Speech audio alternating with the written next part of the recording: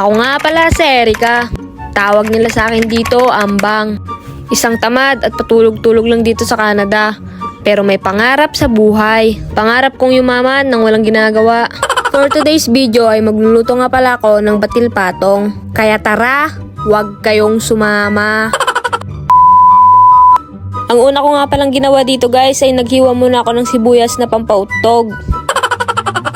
At sunod ko namang hiniwa tong bawang na panlaban sa aswang. At kay kumare na lumalabas sa ating gabi para kalungin ang iyong asawa. Pagkatapos ko nga palang maghiwa ng sibuyas at bawang ay sunod naman akong naghiwa ng beans. Kung may nanonood nga pala na professional sa pagluluto ng ganito, sana naman wag mo akong i-judge. Pagkatapos ko nga palang maghiwa ng beans ay sunod naman akong naghiwa dito ng carrots. Carrots daw, pagkain daw ng jowa mong mukhang rabbit, sabi nila. Ito nga palang carrots na hinihiwa ko ay tira ko lang pala ito nung nakaraan nung nagluto ako ng lomi. Pagkatapos ko nga palang maghiwa ng carrots ay naghiwa naman na ako dito ng repolyo. Pagkatapos ko nga palang maghiwa ng mga ricado ay hinugasan ko na nga pala ito. Hindi ko na nga sana ito hugasan kasi sabi nila konting dugyot sustansyang dulot. Nung okay na nga pala ang lahat at nagpainit na ako ng parayok at inilagay ko na itong mantika. Para igisa ko na itong bawang at sibuyas. Bale, pinagsabay ko na nga pala itong bawang at sibuyas guys. Total, mahilig ka ng pagsabay-sabayin ng mga babae mo kahit mukha kang rabbit. Pagsabay-sabayin ko na rin ang bawang at sibuyas.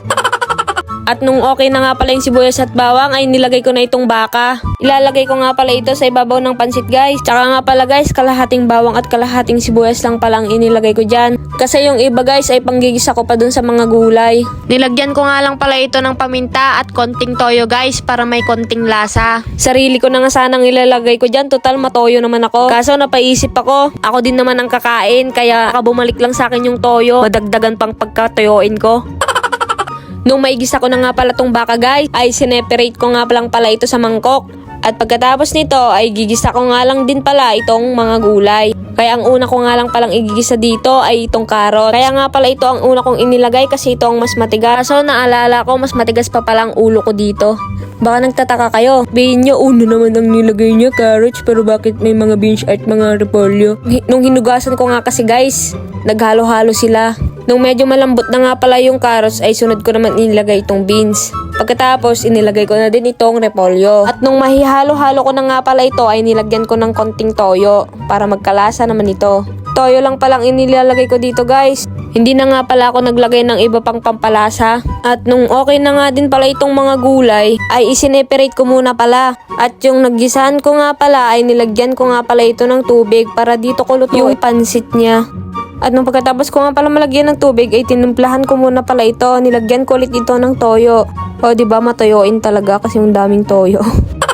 At nung kumukulo na nga pala ito ay nilagay ko na nga pala itong pansit. Baka may magtanong dyan kung saan ko natutunan tong pagluluto ng batil patong. Dati nga pala akong chef noong unang panahon. Katapos nun namatay ako tas nabuhay lang ulit ako. Para daw ipakita sa inyo itong experiment na batil patong ko. Dito nga pala guys, nung natira ng naglutuan ko ng pansit, tinimplahan ko nga lang pala ito ulit para gawin kong sabaw nitong batil patong ko guys.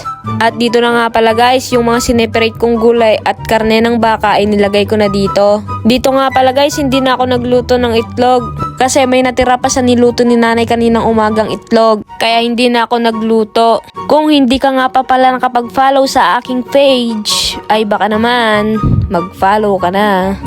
So ito na ang ating finished product. Bye!